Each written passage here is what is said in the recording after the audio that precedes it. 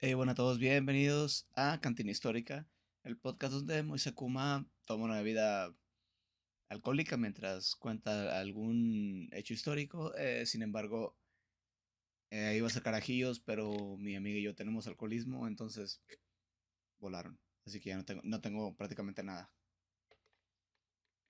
Y lo que tengo no tengo para hacer. Así que vamos a comenzar. Un pogromo del ruso, Pogrom. pogromón, devastación, consiste en el linchamiento multitudinario, espontáneo o premeditado hacia un grupo particular, étnico, religioso u otro, acompañado de la destrucción o el exfolio de sus bienes. Sus bienes pueden ser casa, tiendas, centros religiosos, etc. El término ha sido usado para denotar actos de violencia, sobre todo contra los judíos, aunque también se ha aplicado para otros grupos. Y pues, tocando el tema de judíos, como no podría ser de otra forma, nos dirigiremos a la peor época para vivir perteneciendo a este pueblo. Al menos uno de los recientes, porque pues como que los judíos siempre han tenido problemitas con la gente en general. Así que, vamos a comenzar. La noche de los cristales rotos, o en alemán November Novemberpogrome. Pogrom de 1968, o más popularmente Kristallnacht, o sea, Noche de Cristales Rotos, fue una serie de linchamientos y ataques combinados ocurridos en la Alemania nazi y también en Austria, porque en aquel entonces Austria era parte del Tercer Reich, o sea, Alemania había recuperado Austria como parte de su territorio porque antes era un gran imperio, durante la Primera Guerra Mundial perdieron, entonces le quitaron territorio y por eso es que muchos güeyes dicen que los judíos perjudicaron a los soldados alemanes y es parte de una leyenda que ahí ha permanecido.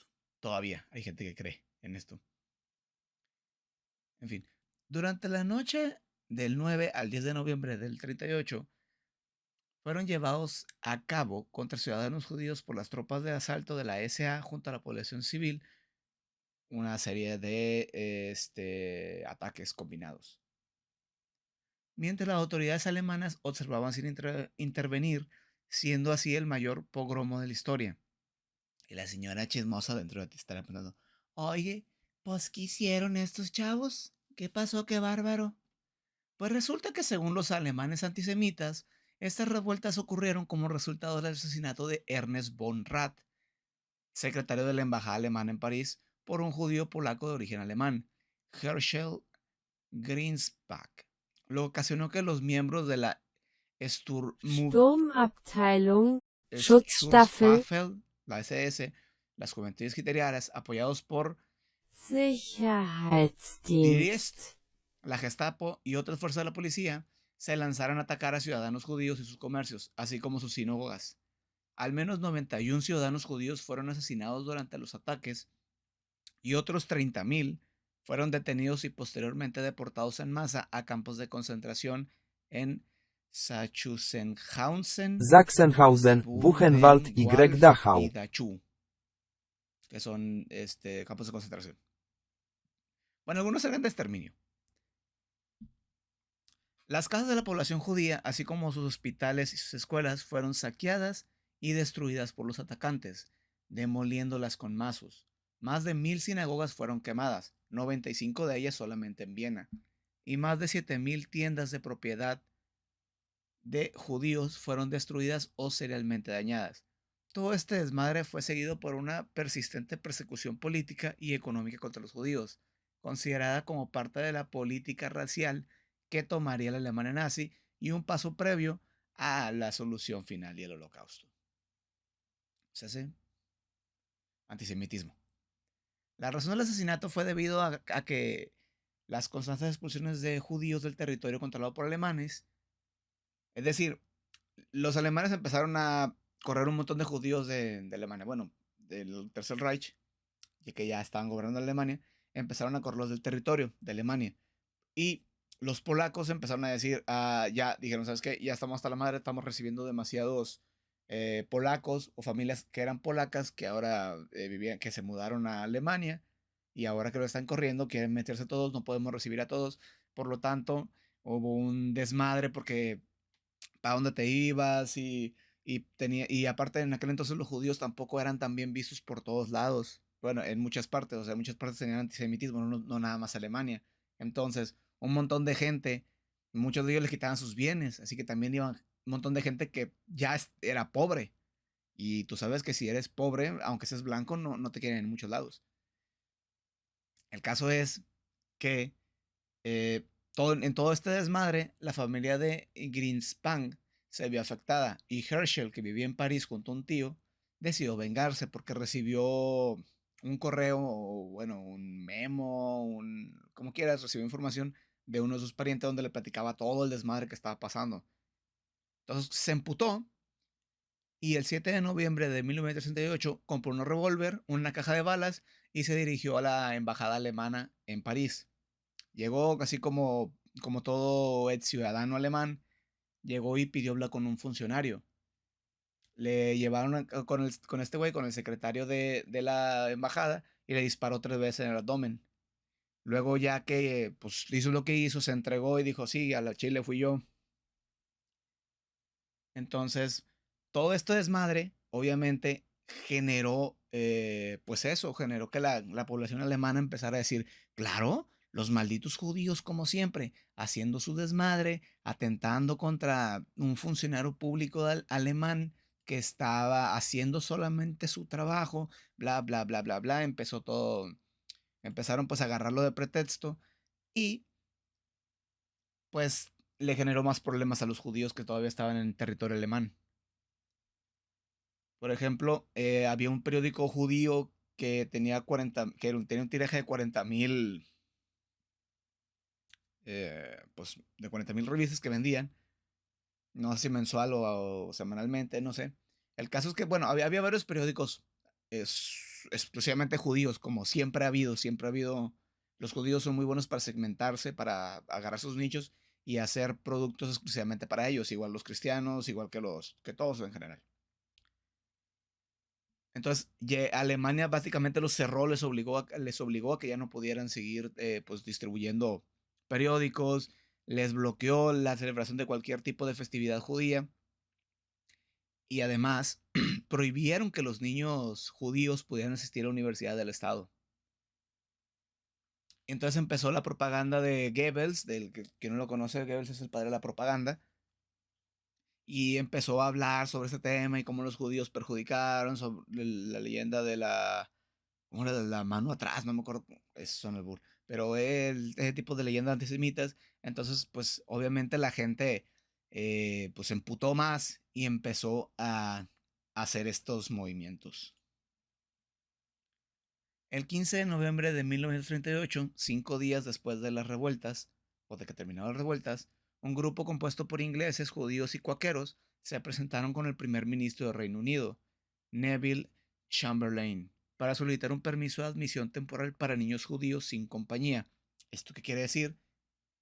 Que iban a tomar niños cuyos padres prácticamente saben que, o una de dos, o no estaban presentes los padres, o ya, bueno, eso se va a explicar más adelante, pero el caso es que este permiso era solamente para niños, era para prácticamente alejar a los niños de la guerra, del territorio, decían los papás, pues a lo mejor no los podemos llevar, pero sí te van a permitir o van a ser más sensibles o a lo mejor te van a dar permiso porque son niños, no quieren lidiar con ellos en este momento y por lo tanto empezaron a querer sacarlos del territorio alemán, generando el Kindertransport, que significa literalmente transporte de niños. Durante la mañana bueno, es un nombre informal que se le da a todo este movimiento. Durante la mañana del 21 de noviembre, el secretario del Hogar, Sir Samuel Hoare, recibió un gran comité de representantes judíos, cuáqueros y otras organizaciones que abogaban por los refugiados, dándoles el término Movimiento por el Cuidado de los Niños de Alemania, considerada como la única organización que rescataba niños que tuvieron que abandonar a sus padres en Alemania. Pero, ojo, muy importante, ellos dejaron en claro que el Estado inglés no pondría trabas para recibir a los niños. Es decir, si nosotros vamos a recibir tanta cantidad de niños judíos para alejarlos de posiblemente lo que va a ser una guerra mundial. Sin embargo, las agencias eran responsables de encontrarles hogar y asegurarse de que ninguno de los niños se convirtiera en un problema del Estado. O sea, ellos estaban en modo, vamos a dar ayuda humanitaria, pero esa ayuda tiene que salir de particulares, tiene que salir de familias judías, tiene que salir de gente que esté dispuesta a pues dar dinero, porque no, el Estado no se va a hacer cargo de ellos. Cada niño tendría un fondo de 50 libras para pagar su consecuente reemigración a su país de origen y solo estaría en el país de manera temporal. Es decir, no les dieron nacionalidad, solamente les dieron chance de que se fueran a casas de acogida en Inglaterra. Y vuelvo a decir, dejando también muy en claro que todos los costos de esta operación correrían a cargo de la comunidad judía y otras que también se iban pues se iban a ayudar. En poco tiempo se enviaron representantes a Alemania y Austria para establecer un sistema de recogida, organización y transporte de niños. El 25 de noviembre se anunció por la BBC, que es como la televisora nacional de Inglaterra, que en aquel entonces era solamente radio, que eh, pues anunció que se requerían hogares británicos que estuvieran abiertos a recibir niños judíos, dejando en claro que no necesitaba ser judío ni dar razones más allá de que estabas dispuesto a darle acogida a uno de ellos. Rápidamente recibieron más de 500 llamadas, las cuales fueron revisadas para garantizar que los hogares parecían limpios y que la familia fuera respetable. O sea, tampoco los iban a dar a lo pendejo. También tenían que asegurarse que mínimo la persona pudiera darles una vida aceptable. Que ya cualquier cosa que no fuera que los estuvieran chingando por otros niños alemanes, creo que ya era bastante avance. En fin, la prioridad de este programa estaba clara. O sea, los primeritos era que necesitaban ser sacados de Alemania eran adolescentes en cambios de concentración o en peligro de arresto. Porque digamos que pues no, su prioridad en aquel momento no era aceptarse a los niños, a diferencia de los padres católicos. El caso es que empezaron a tratar de traerse a las personas que podrían estar en un peligro, o sea, gente joven que pudiera estar en el peligro más inmediato. También incluía niños polacos o adolescentes amenazados con deportación, niños judíos en orfanatos, hijos cuyos padres no podían hacerse cargo de ellos, e hijos de personas que ya estaban en campos de concentración. Dijo, ¿sabes qué? Mm, no tienes a nadie. Vente, vámonos a otro lado. Mínimo te voy a alejar de este lugar donde está tan feo. Una vez que los niños estaban identificados y categorizados, sus guardianes o padres recibían la fecha y característica de su partida. Pues llegabas tú y le decías, hey, pues llévate a mi hijo, no puede estar aquí. Ellos ya te decían, ¿sabes qué? Tu hijo va a partir fulanito día, se va a ir en barco, se va a ir en tren, se va a ir en ta, y planea llegar el país de acogida de esta forma. Las únicas pertenencias que podían llevar consigo era un maletín sellado sin cosas de valor y máximo 10 marcos. ¿Para qué? Para evitar el hecho de que alguien quiera robar algo, pues, o sea, no vale la pena. Digo, son niños, ¿no? Pero estamos hablando de tiempos de guerra y, bueno, tiempos preguerra, porque todo esto ocurrió los 9 meses anteriores a que ya empezara la Segunda Guerra Mundial formalmente. Algunos niños solamente tenían un tag de Manila con un número en la parte de enfrente y su nombre en la parte de atrás. Y algunos solamente cargaban con su identificación en una foto. Al revés, con una identificación con su foto. Era lo único con lo que llevabas.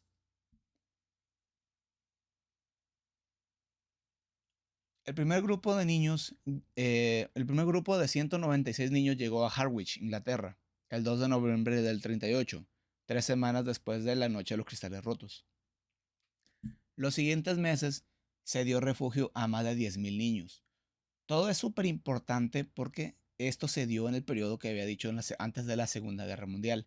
Era ese momento cuando Alemania ya estaba obteniendo territorios, recuperando territorios que eran originalmente de él, pero que les quitaron después de la Primera Guerra Mundial.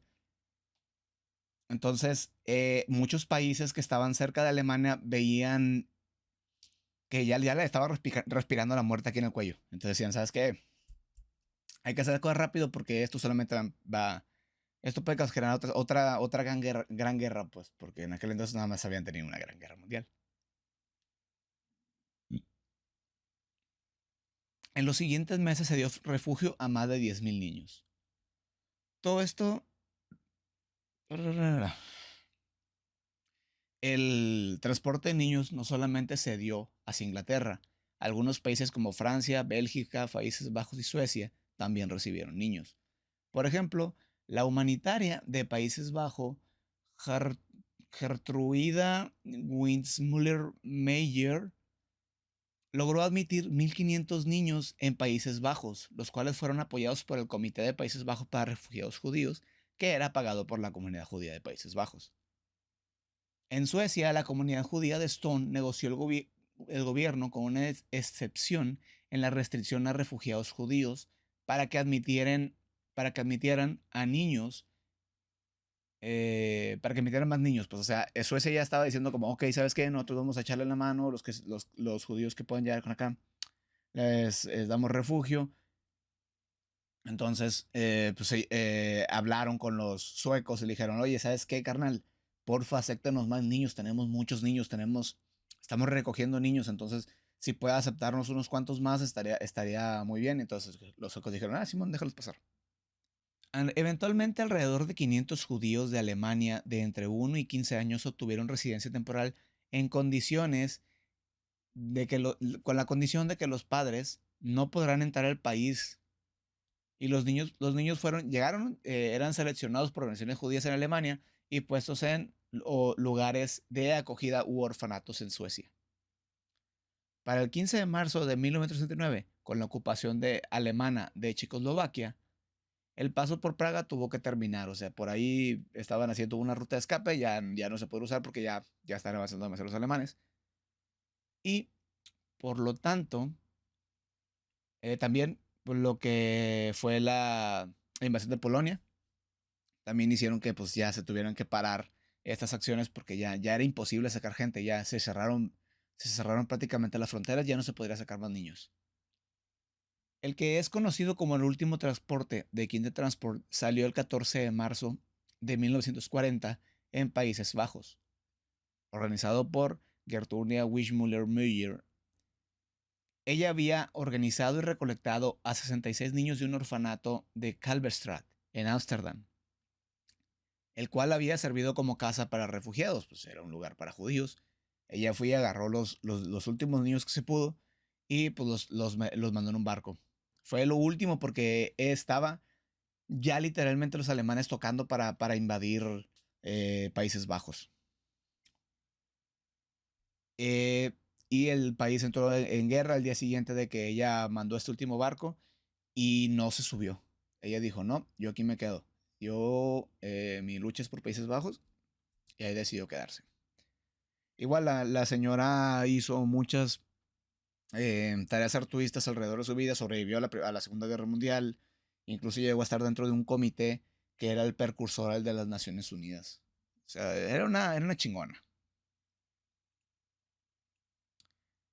Obviamente, todo esto es un movimiento extremadamente valiente por parte de humanos que estaban interesados en preservar la vida de personas que se encontraban en una situación bastante culera por razones ajenas a ellos. Y ejemplos de estos verdaderos héroes los tenemos. Y vamos con el que es el más conocido, Nicholas Winton. Este hombre era el hijo de un gerente de banco judío que había emigrado a Londres.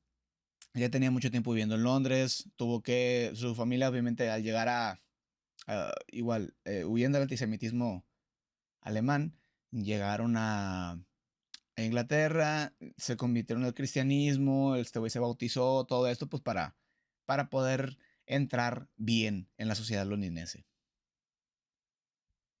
En fin, en 1938 él vivió una vida completamente normal en Londres. Él sabía que era judío, pero venía de familia judía, pero pues él siguió con sus cosas. Tenía un trabajo de gerente en un puesto de banco, así que ganaba bien. En 1938 tenía planeado unas vacaciones en Suiza para ir a esquiar y un amigo le dijo que mejor se viniera a Praga, países que es Praga está en Checoslovaquia. Sí, creo que sí. Para que fuera a Checoslovaquia y le dijo, no, hombre, vente y ni traigas ¿cómo se llaman estos palos de esquí?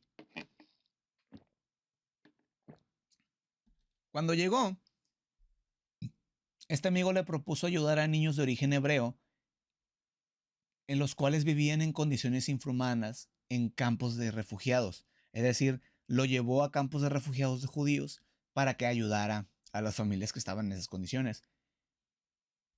La visión del drama le marcó profundamente y decidió montar una oficina improvisada en la habitación del hotel y elaborar un plan para sacar tantos niños judíos como fuera posible para llevárselos a otros lados y salvar sus vidas. O sea, el hecho de que alguien te vaya a dar refugio no te garantiza que te va a dar unas condiciones de vida de puta madre. Ya con que te salve de que te mueras inmediatamente, supongo que ya es una ventaja.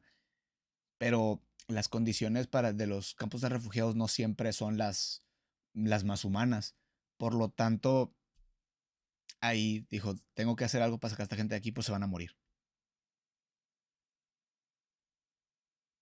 Fue tanta la gente, empezó a correrse la voz de que él tenía estas ganas de ayudar y empezó a recibir mucha gente.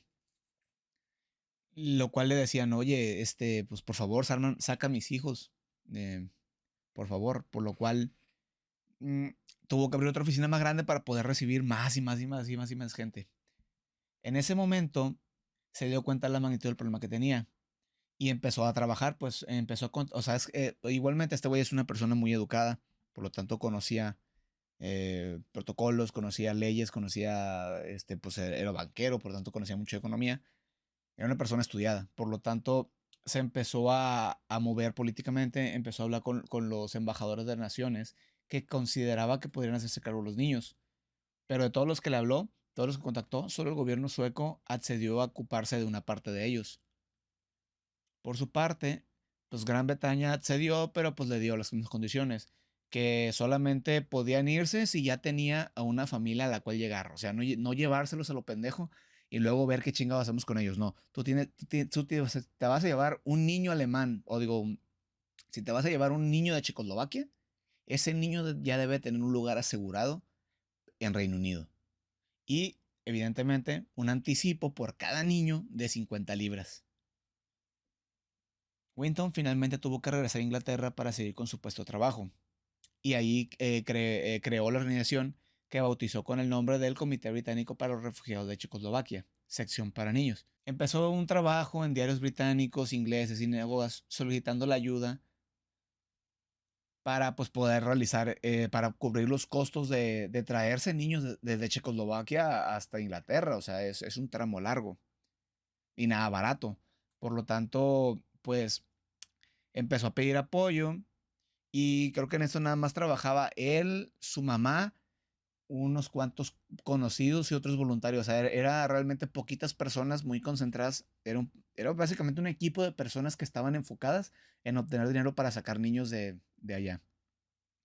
Y así pudo. Afortunadamente los ingleses fueron muy caritativos, se animaron a apoyarlo bastante. Y gracias a eso pudo rescatar a 669 niños judíos. Su hazaña le hubiera merecido múltiples decoraciones y actos de homenaje, pues porque salvó la vida de muchas personas. Pero él lo mantuvo en secreto. Todo esto ocurrió antes incluso de que se casara, pues, o sea, su esposa no tenía ni idea que él había realizado estas cosas. Solamente él, su mamá y las personas con las que él entró en contacto. Pero realmente ellos no sabían, no tenía así como, no se paraba de cuello ni diciendo que la hazaña que realizó. Por lo tanto, todo eso se mantuvo en secreto. Él mismo se había encargado de este programa, los había salvado. Y supongo que muchos siguieron su vida en Londres, o otros finalmente regresaron después de que terminó la guerra y pudieron seguir con sus vidas. A final de cuando tenían asegurado el regreso. Supongo que para los que no tenían padres, pues simple y sencillamente, pues pudieron haber hecho otras cosas. Si no tenías padres y te ibas a una familia muy rica, que ellos también eran judíos, lo más seguro que hubieran dicho, pues sabes qué, quédate aquí con nosotros porque nosotros sí tenemos posibilidad de darte una buena vida. En tu país de origen no tienes nadie quien te apoye. Y así pasó. Durante 50 años, nadie supo que las hazañas de este hombre, hasta que en 1988 su mujer encontró un viejo maletín de cuero escondido en el desván de su casa. Y pues, una mitoteada, pues. La mitoteada encontró una lista con el nombre de todos los niños que salvó. Algunas cartas de los padres que pues lo escribieron despidiéndose de su hija. Hizo prácticamente una lista de todos los niños que salvó y de toda la información que tenía de ellos. Y lo tenía guardado y nadie podía acceder a eso. Y pues ya cuando, pues imagínate que eres la mujer de un hombre judío que tiene como 70 años y encuentres un maletín lleno de fotos de niños y nombres de niños y te sacas de pedo y dices, ¿qué pedo? ¿Qué está pasando? Y pues ya le tuvo que decir la verdad. Le dijo, no, pues sabes qué, pasó esto en la Segunda Guerra Mundial, bla, bla, bla, bla. Y ella pues se quedó en shock y dijo, no puede ser, está bien cabrón.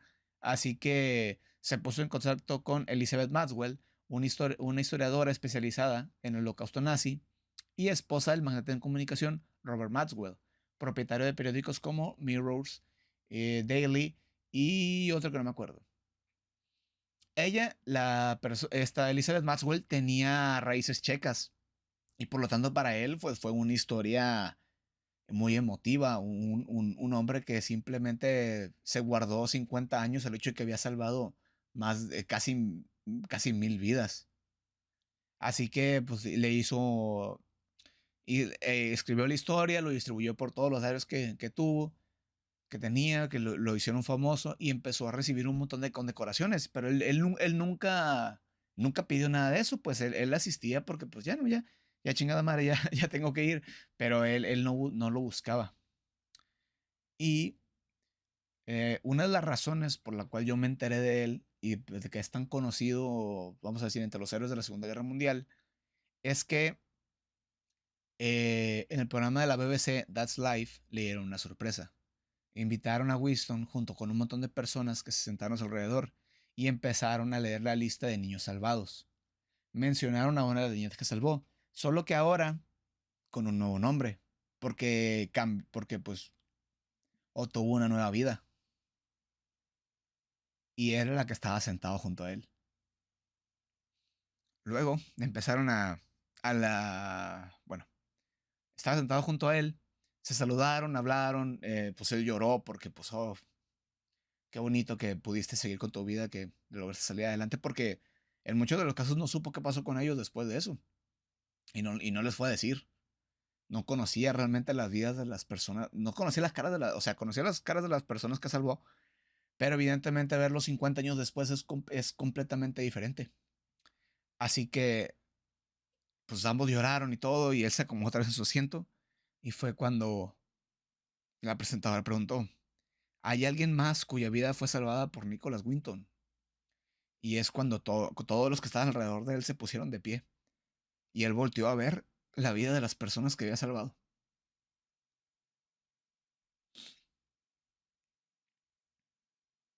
Y pues finalmente el 1 de junio de 2015, a los 106 años, pues falleció. Este, hay varias estatuas de él, igual de Greta, porque yo en su momento cuando empecé a escribir el guión, había escrito otro, pero se me hizo muy denso y dije, lo voy a cambiar. Y ahora estoy chillando con este. Eh, bueno, el caso es que pues está Nicholas Winton y además está Greta, que también son otra persona que también dio su vida bueno, no dieron su vida, sino que simple y sencillamente, eh, pues, o sea, trataron de hacer algo bueno con las situaciones que estaban pasando en su momento, en su contexto. Y por ejemplo, o sea, para no alargarme el capítulo, pues ya se terminó la investigación. Pero recuerdo mucho que hay anécdotas de Greta, de que en su momento todo el mundo decía, ay, es que esta muchacha es muy, pues, sus tiempos de infancia, es muy loca, es muy, no, se sale demasiado del estándar de una mujer normal en aquellos tiempos. Y con el tiempo, pues era porque sus papás la criaron para apoyar a otras personas. Después de la Primera Guerra Mundial, En su casa acogieron a un niño que era austriaco. O sea, los que eran parte del imperio alemán, los austriacos, algo así. Y ellos, pues ella ahí aprendió que tenía que ayudar las demás personas. Y pues terminó, pues eso le digo, ella salvó 1500 niños. Pero pues no es tan viral. Pero sí tiene muchos datos en diversos lugares porque pues son hazañas. O sea, al final de cuentas, con una vida que han salvado ya es mérito para considerar los héroes. Imagínate estos dos güeyes que ellos solitos son 2000 personas. Más de 2000 personas. Más de 2000 personas entre los dos. Y ya, pues los demás también, los que. Muchos me ayudaron, pues al final de cuentas, para que se pudieran salvar. Estuvo duro, estuvo fuerte y casi chillo. Chillé un chingo a veces escribiendo el guión. Y ahora estoy chillando otra vez leyéndolo. Así que, para no alargar más, nos vemos la semana que entra con otro histórico. Bye.